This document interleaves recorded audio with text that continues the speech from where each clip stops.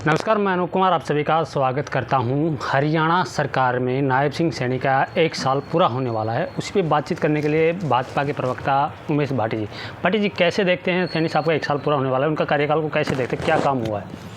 देखिए, 1 साल तो ये है और इससे पहले जो 6 महीने का था पिछले का, वो भी सैनी साहब का कार्यकाल आप लोगों ने देखा होगा।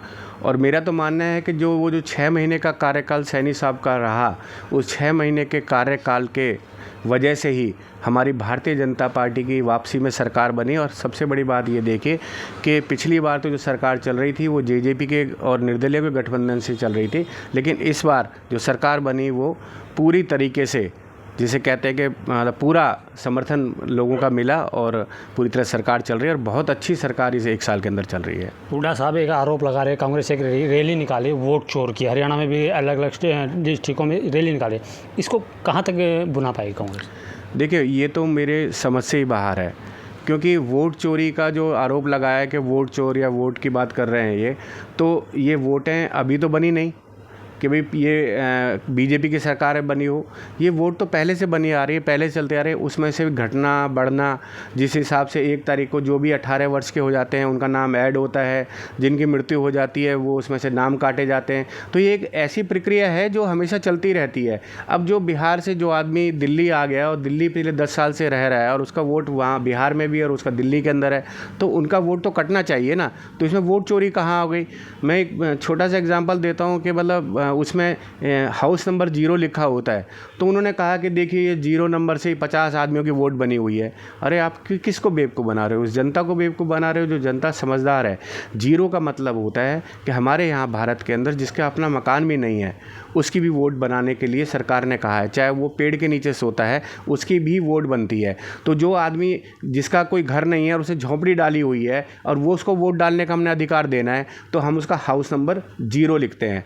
तो जब हाउस नंबर 0 को लिखेंगे तो पता नहीं कितने लाखों लोग हैं जिनके पास घर नहीं है, जो झोंपड़ियों में रह रहे हैं, तो उनके हाउस नंबर 0 लिखा होता है। वहाँ पर जो है वो सो कॉल्ड जो है हमारे राजकुमार जो है अपने कांग्रेस के पप्पू, वो ये कहते हैं कि भाई एक ही मकान 0 नंबर के इन्होंने इतने सारे वो बना दिए।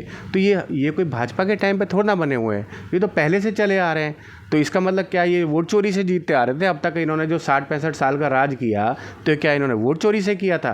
क्योंकि इनको सहन नहीं हो रहा है जो मोदी जी का जो शासन है, जो और मोदी जी का जो काम करने का जो तरीका है, उनकी जो कार्यशैली है, और जिसकी वजह से आज विदेशों में भी जो है भारत का नाम जो है गर्व से लिया जाता है और वहाँ पे जो हमारे भारतीय रह रहे हैं उनको भी से वो गर्व से देख रहे हैं। तो ये सिर्फ मोदी जी की देन है, लेकिन ये इनको सहन नहीं हो रहा। उनको लग रहा है कि अब कोई भी ऐसी चीज़ नहीं बची कि जिसपे मोदी का आरोप लगाएं। उससे पहले देखो उन्होंने आरोप लगाया था चौकीदार चोर है, वो फ्लॉप रहा। तो ये पता नहीं कौन सा ऐसा समझदार आदमी है जो इनके यहाँ पर बैठकर इनको ये भाषण बना के देता है, या इनको जो है ये इस तरीके के चोर, क्योंकि ये जितना मोदी जी को चोर बोलेंगे उतना ही पब्लिक मोदी जी को प्यार से वोट देगी। भाटी साहब, हरियाणा की सत्ता में सरकार किसी की हो, लेकिन जो हरियाणा का अहिरवाल बेल्ट है उसका सत्ता में बनाने का, किसी भी पार्टी की सरकार बनाने में अहम योगदान होता है।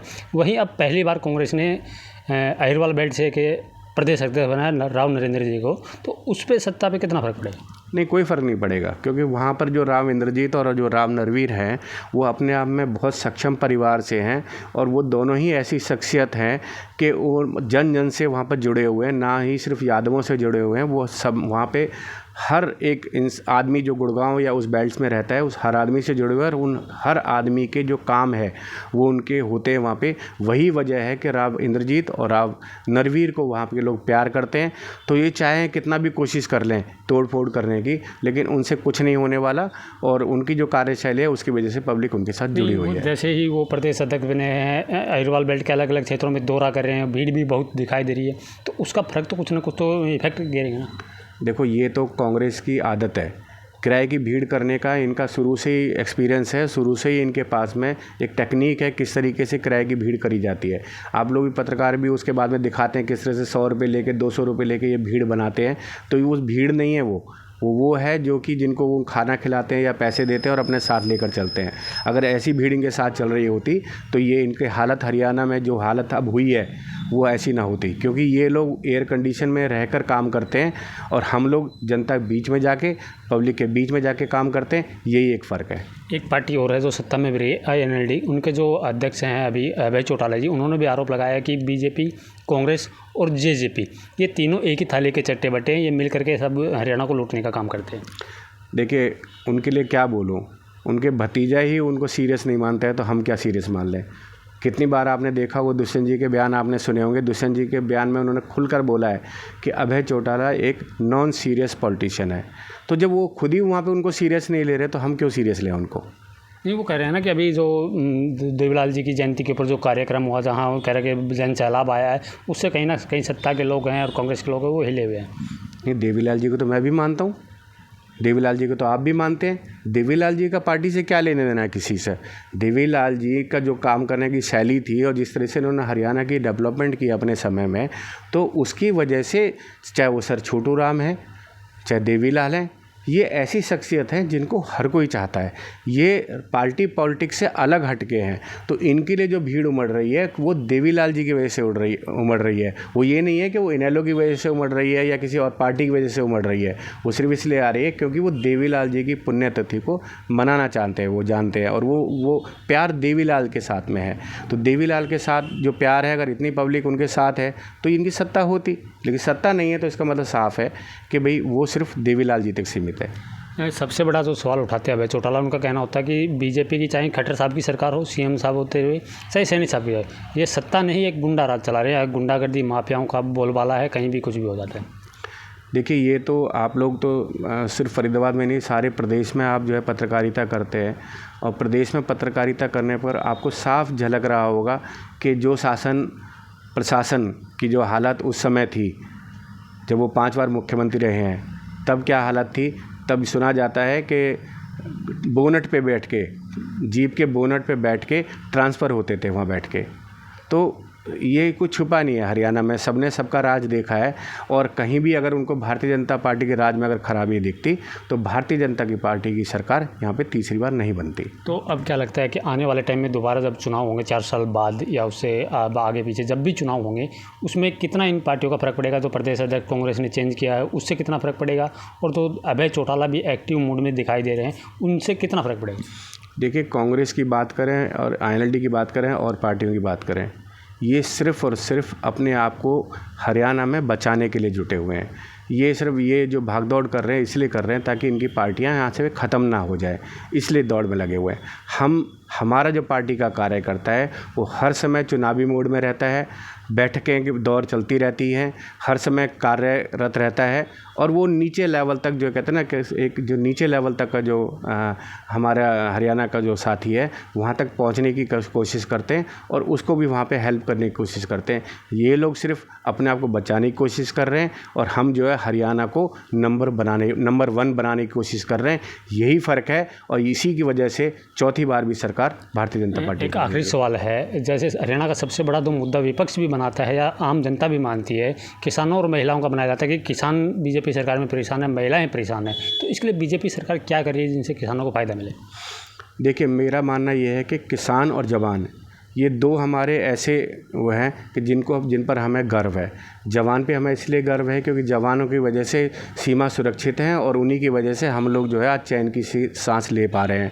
और वैसे ही किसान है, किसान अगर खेतों में मेहनत करता है तभी हमारा पेट भरता है। अगर किसान मेहनत करना छोड़ दे तो हम लोग भूखे मर जाएंगे, और जवान वहाँ पर अपनी मेहनत करना छोड़ दे तो हम जो है असुरक्षित हो जाएंगे। तो मेरा मानना है कि इन दोनों को जितना भी दिया जाए उतना कम है। जितना भी हो सकता है सरकारों को किसानों के लिए और जवानों के लिए करना चाहिए। तो लेकिन हर चीज़ का एक काम करने का तरीका होता है। धीरे धीरे सब चीज़ें जो है हो रही हैं। हालांकि जो भी चीज़ें हुई हैं अभी तक हो रही हैं क्योंकि पिछली सरकारों ने कुछ नहीं किया। उसका कारण वो है कि पिछली सरकारों ने जो नहीं किया तो अभी तो वो हम बैकलॉग ही पूरा कर रहे हैं। उनकी सरकारों की जो कमियां थी, उनकी गलतियां थी, उनको पूरा कर रहे हैं। और उसके बाद में जो है धीरे धीरे किसानों को कैसे कैसे फ़ायदा हो सकता है, कैसे उनकी आय दोगुनी हो सकती है। आपने बता दिया, उनका मुद्दा तो यही है। वो कह रहे हैं कि जो काम हमने किया था, जो काम हुड्डा साहब ने किया था, उनके रिबन काटने में सैनी साहब बिजी हैं, उनके रिबन काटने में खट्टर साहब निकल गए। चलिए, तो इसका मतलब वो ये मानते हैं कि वो जो है 5 साल से रिबन काटते रह गए। क्योंकि पिछले अगर 10 साल से हम लोग उनके रिबन काटने वाले काम को कर रहे हैं तो इसका मतलब सीधा सा क्लियर है कि उन्होंने पिछले 5 साल में उन्होंने सिर्फ रिबन ही काटे थे, उन्होंने काम कुछ नहीं किया था। और ये तो हमारी सरकार है जो उनके रिबन काटने वाले काम भी पूरे कर रहे हैं और अपने काम भी पूरे कर रहे हैं। क्योंकि सड़क का रिबन काट के चले गए और फिर 5 साल तक आके ये नहीं देखा वो सड़क बनी है कि नहीं बनी है। वो सरकार किसकी बनी, फिर हमारी सरकारें बनी, और वो निकल कर आगे इसका रिबन तो हमने काटा था। अरे रिबन काटा था तो तुमने 5 साल बनाई क्यों नहीं? लेकिन क्यों, सड़क तो बननी है भाई, आम पब्लिक को चलना है। और जो सड़क बनती है क्या उसे बीजेपी वाला चलता है क्या? उसमें कांग्रेस वाला भी चलता है, आम आदमी पार्टी का भी चलता है, इनेलो का भी चलता है, जेजेपी का भी चलता है। तो इसलिए हम इस सोच से ऊपर हैं। हमारा जो मकसद है वो ये है कि काम होना चाहिए, और जितना काम होगा तभी हम ये फ़ख्र से कह सकते हैं कि भारत में अगर नंबर 1 कोई प्रदेश है तो वो हरियाणा है। ये हमारे साथ है भारतीय जनता पार्टी के प्रवक्ता उमेश भाटी जी, जिनका साफ तौर पे कहना है कि हम चाहे महिला हो, किसान हो, सबके लिए एक काम कर रहे हैं, और इसी तरह पे काम करते करते अब की बार चौथी बार फिर से बीजेपी की सरकार हरियाणा में बनने वाली है।